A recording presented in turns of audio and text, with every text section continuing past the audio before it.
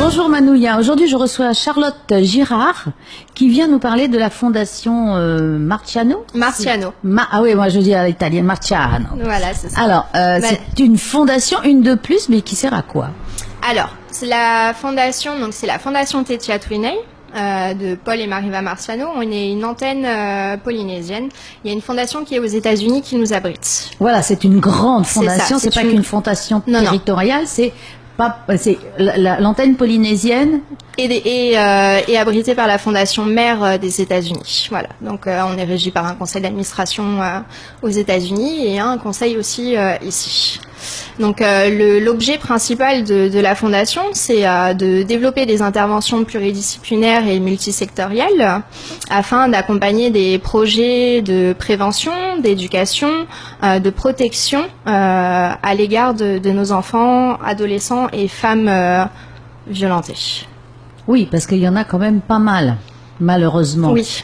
Oui, oui. Donc c'est dans la protection de la femme et les aider peut-être aussi à trouver du travail, devenir indépendante. Oui, aussi. On a un volet, on a élargi notre objet social. On a un volet visant à l'insertion professionnelle. Alors comment ça marche une fondation?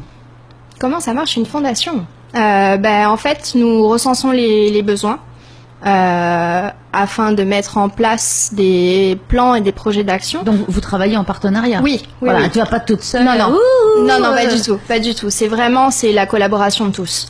Donc on recense donc ces besoins-là auprès des foyers d'action éducative, auprès des acteurs politiques, des institutions, mais aussi sur le terrain et les établissements scolaires. Voilà. Afin que nos actions soient pérennes et voilà. Toujours, on dit, c'est la collaboration de tous avec les compétences de chacun. Et vous êtes combien dans cette fondation à travailler? Alors, on a un conseil d'administration de 5 personnes. Il y a Mariva, donc, qui est présidente. On a aussi 2 membres du conseil d'administration des États-Unis. Il y a Demesia Manuel, qui est la trésorière. Et moi, je suis secrétaire au sein du conseil d'administration. Voilà. Et après, il y a des bénévoles? Oui. Oui. Qui font remonter les infos? Oui, voilà, en fait, moi, tous les jours, je fais un travail de terrain. Donc, je vais au contact de la population pour, recenser ses besoins et ses priorités. Et petit à petit, en fait, il y a énormément de demandes qui me disent, nous, on veut aider. On veut être solidaire de cette cause. C'est pour ça que je te pose la question, parce qu'effectivement, toi toute seule avec tes petites mains, ça doit être compliqué. C'est pas possible. C'est pas possible. C'est un très lourd travail de terrain. C'est tous les jours. Donc, non, il faut vraiment le soutien de toute la population. Et donc il y a possibilité de vous joindre? Bien vous sûr. Avez un site? Bien un sûr. Facebook, Donc moi je suis joignable tout le temps sur mon téléphone portable.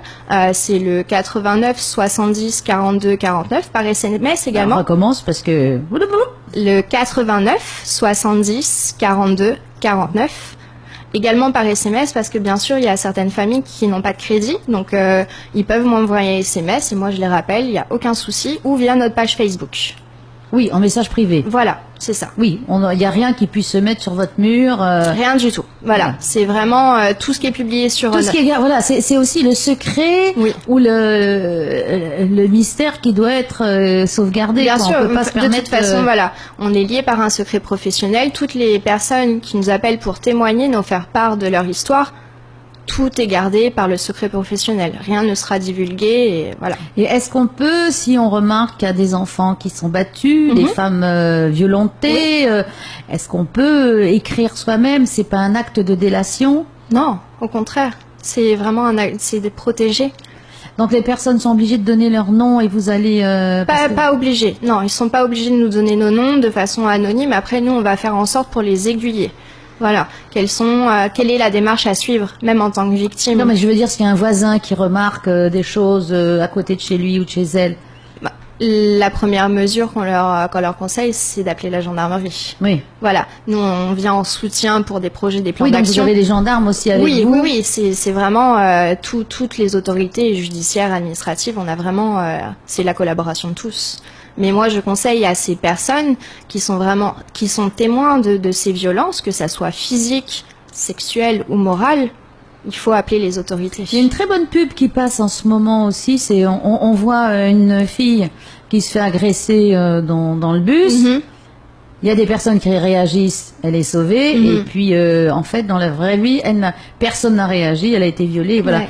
Donc je pense que c'est des images, sont des images chocs Ouais. qui peuvent aussi faire. Nous, c'est ce qu'on essaye de faire sur notre page Facebook tous les jours. Enfin, chaque semaine, on a un thème. Vraiment, c'est avec des informations d'éducation et de prévention structurante pour aider ces familles à utiliser déjà le numérique de façon à bon escient. Et d'informer cette population sur, par exemple, à expliquer à un enfant le rapport avec son corps, quelles sont les choses qui sont normales, pas normales, toujours avec des mots simples. Vraiment, nos ressources qu'on publie chaque jour, les articles, les vidéos.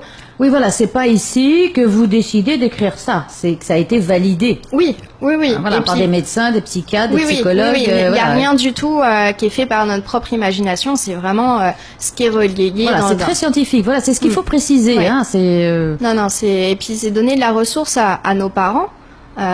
Comment les accompagner dans l'éducation de leurs enfants, la communication bienveillante, c'est vraiment et nos enfants et nos adolescents surtout. Comment utiliser les réseaux sociaux sans éviter toute dérive. Voilà. Oui, et puis expliquer que l'amour chez les adolescents, la jalousie, c'est pas un signe d'amour. C'est ça. Voilà, aussi, Ouais. il y a beaucoup de choses à expliquer. Il y a beaucoup de problématiques qu'on traite chez les adolescents, le sexting, s'envoyer des photos un peu dénudées. Voilà, on essaye de communiquer sur tout ce qu'on publie sur Internet reste. Oui, attention, ça revient Et souvent. ça peut avoir de lourdes répercussions sur le psychisme de l'adolescent, du cyberharcèlement. Enfin, ça peut mener jusqu'au suicide. Bien sûr. Voilà. Et concrètement, alors vous faites quoi? Vous avez des antennes, des exposés, vous allez dans les lycées? Alors concrètement, pour l'instant, donc l'année dernière, on a financé un bus pour le foyer du Puheteo. Voilà, il y avait une demande de la part du foyer de nous dire voilà, on a un problème pour véhiculer nos femmes. Et Maribel a dit vous avez besoin de quoi? Il nous manque un véhicule. On a financé un véhicule. Voilà, pour vraiment les sortir de cet isolement social et leur permettre de se reconstruire socialement et aussi professionnellement. Parce que la plupart n'ont pas de moyens financiers et le Puheteo est là pour les accompagner dans cette démarche, ce processus. Ensuite, dernièrement, nous avons signé une convention avec la maison associative d'Otuarea, le projet Pêche. Un gros projet qui nous a été transmis par Olivier Poté, qui était là précédemment. Nous avons aussi une fondation contre l'exclusion, quoi. C'est ça. Vous êtes des fondations amies, quoi. Oui, c'est ça. Mais voilà, c'est avec les compétences de chacun. Voilà, c'est pour bien montrer qu'il y a une coordination entre les bonnes volontés aussi, quoi. Voilà, c'est ça. Donc ce projet pêche, c'est pour 15 femmes du quartier de Otuarea pour favoriser la cohésion sociale et les reconstruire par le travail. Et donc il y aura le financement de 15 permis lagonaires. Donc comme ça, ces femmes, parce qu'à l'heure actuelle, n'avaient pas de permis. Oui, elles vont passer le permis bateau. Voilà, c'est ça. Et donc là, maintenant, elles seront dans la légalité. Oui, parce que j'ai vu le reportage, elles se cachaient pour pas se faire attraper par les gendarmes. Elle connaissait le planning des autorités, elle savait à quelle heure il fallait aller pêcher. Voilà, et ces femmes, ça leur permet de se reconstruire par le travail, mais aussi apporter la ressource financière nourrir leur famille, bien sûr. Voilà, c'est ça. Parce que avoir des enfants, ça coûte très cher. Donc il y a les frais de scolarité, faut les alimenter, il faut les vestir. Enfin, c'est vraiment. Donc les permis côtiers seront financés. Également, ils sont un manque de pirogues parce que ces 15 femmes, c'est difficile d'y aller chacun leur tour. Donc on va financer les matériaux pour la construction d'une pirogue de pêche et aussi financer un moteur.